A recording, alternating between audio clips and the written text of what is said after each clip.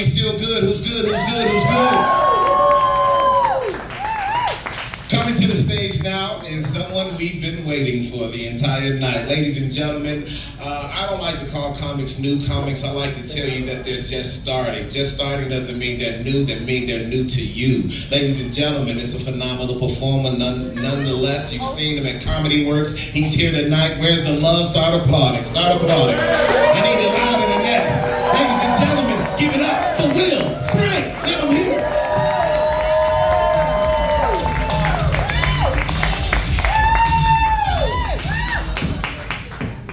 Hello, studio at Main Street. I like this place. This is my first time on the stage doing comedy, but I have been here before. I'm just usually not trying to be funny or sober. Because I'm telling you right in there, they'll get you fucked up. I like that. So let me go ahead and get damn started. So, what is going on with all these goddamn airplanes? Seriously, you guys realize since January this year, there have been over 40 major incidents involving an airplane in the U.S. And it's scary because I'm starting to think like, did they like not answer the 800 number when they called about the extended warranty or something? You know, was there a recall that they missed or something? I don't get it.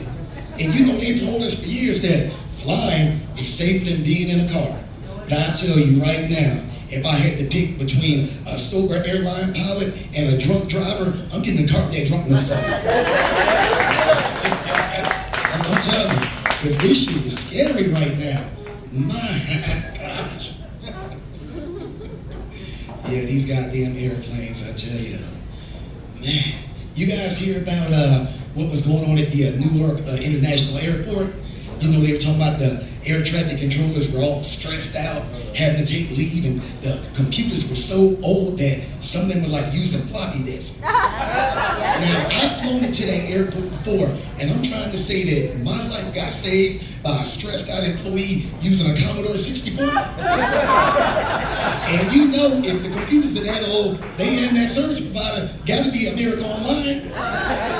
And you know, goddamn, somebody called that air traffic control tower when a plane trying to land, everybody is going to fucking die. But I'm telling you though, I am so serious about this airline safety. In fact, anybody in this room, you can raise your hand if you get on a plane in the next 2 or 3 weeks. After the show, come talk to me and I will pray with you.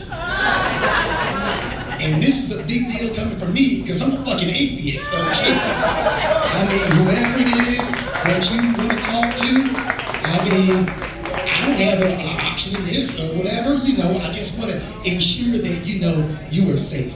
But I'm telling you, they got to get this thing fixed because it's ruining my life. Like, for instance, my son, he joined the Air Force. He's stationed in Japan. He got there in January, and the other day I was talking to him on the phone. He's like, Dad, you got to come to Tokyo. It's beautiful. I love you, and I miss you. And I sat there on the phone, and I thought for a minute. I said, you know what, son? I love and I miss you too, but not that much. I mean, I love my son, but I don't love him enough to get on a plane and fly across the ocean. Fuck that. I'm talking about the only way my son is going to see me is if I can flap my arms like a chicken and just get across me and across the back of my ass. That's it.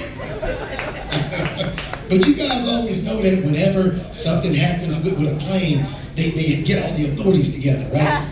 And you know, they got the authorities together, they got the NTSB, they got the FAA there, and they say, what do they always say? We're going to pull the black box, we're going to listen to the recording, we're going to sift through the wreckage, and we'll get back to you in about 6 to 12 months. And I'm thinking, there is a much easier and cheaper way to get that done. The next time a plane crashes, what they need to do is cut out one of them Jiffy Lube coupons, take the wreckage over there, and I guarantee you within 30 minutes, they will tell you exactly what happened with that aircraft. Because we all know Jiffy Lube is a fucking scam anyway, right? They tell you to cut out the coupon, but by the time they finish looking at your vehicle, it's going to be triple what you thought you were going to say. Yes, sir. And the jig is up when you're sitting in the waiting room, because you know when they get ready to hit you good, they're going to send the assistant manager or the manager a Jiffy Lube. Usually some fat white dude named Earl. He come in there, big ass gut and a clipboard. He's like, hey, Silver Toyota, can I see you in the lobby? And you go out there in the lobby and you can bring a brand new vehicle to Jiffy Lube. And I guarantee you, they will still find $600 in repairs. So you know what? Fuck Jiffy Lube.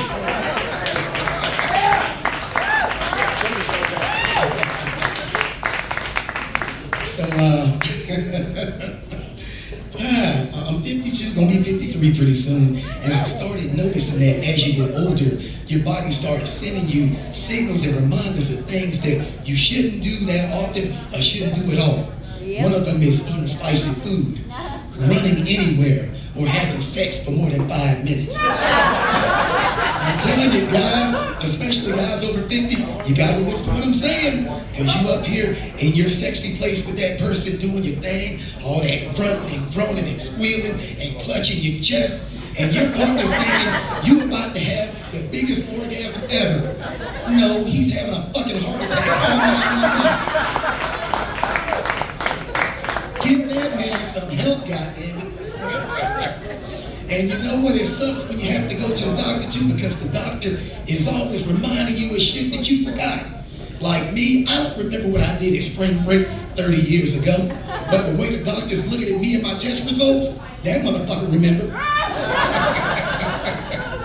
And I hate going to the doctor because now we gotta go every 6 months. It's always cold as hell in the office, and you get molested to fucking classical music. And I'm up here thinking, you know what? If somebody's gonna ask me a bunch of intrusive questions and feel all over my body, can I at least pick the soundtrack to my entanglement? Seriously. And I start thinking about what is it that I would want to get seduced to, you know? And I'm thinking, well, I can't do any of that electronic music because that's too many whistles and flashlights and shit. Can't do that. And I love my rap and hip hop, but if I'm gonna listen to some aggressive music, I need to be wearing some pants. And so then I think, well, you know what? Jazz. Yeah, because jazz, nice, mellow, and easy. And when you're over 50 in a male and you go to the doctor, that finger gonna get greasy.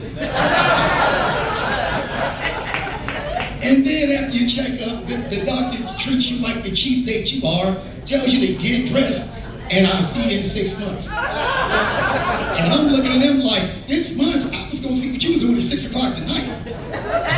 After all, you felt me up, you looked in my eyes, I thought we had a moment. My insurance company's now wondering why I gotta change doctors every 6 months. So a few years ago, my wife and I, we had way too much money and way too much time on our hands, and we decided to get 2 little rescue dogs. And you know, we've had them for about 5 years, and I started to feel guilty because I realized that I love them 2 dogs more than I love my own fucking kids. I am not even joking. I mean, our 2 little rescue dogs are named Hall and Oates after my favorite group. And these are 2 baddest, ill-behaved dogs in the history of rescue dogs. I mean, they just go and fuck up the house, don't listen to us or nothing. But whenever they do something bad, we have a conversation with them, you know? It's like one of them will go and piss on the carpet. It's like, hey, buddy, why'd you piss on the carpet? You know we were gonna take you outside in a moment. It's okay, you're looking stressed out. You want some pumpkin? But when my kids were teenagers, that was completely different. If I even thought they looked at me the wrong way, the conversation was completely different. It was like, hey, come here. What did you say? No, no, don't mumble now. Say it with your chest. What the fuck were you saying? Look me in my eye and tell me what the fuck you were saying. Come on, I want to hear it. You do realize that I will fucking end you, right? I will end you right here and now, and I can make it look like a goddamn accident. So my wife and I, we moved up here about 1.5 years ago from Utah, and I've had people ask me stuff like, is Utah really what they say? I mean, is it really that bad of a place? And I tell them, you know what? When it comes to living in Utah, if you can ignore the racism, the lack of diversity, and the fact that it's not an inclusive place, it's not that bad of a state to live But you know, I do love Colorado though, because I mean, seriously don't understand why there aren't more lottery numbers here, winners in here in Colorado. Because I'm just saying, all you gotta do is look at our 6-day forecast. There are the goddamn lottery numbers here: 22, 38, 74. All right, there's my time, y'all. Thank you.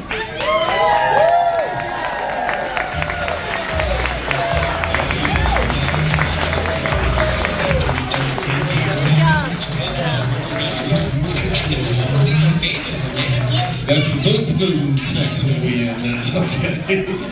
Ladies and gentlemen, you've been so good, don't fade on me now. Give Will another big round of applause. Let him hear it.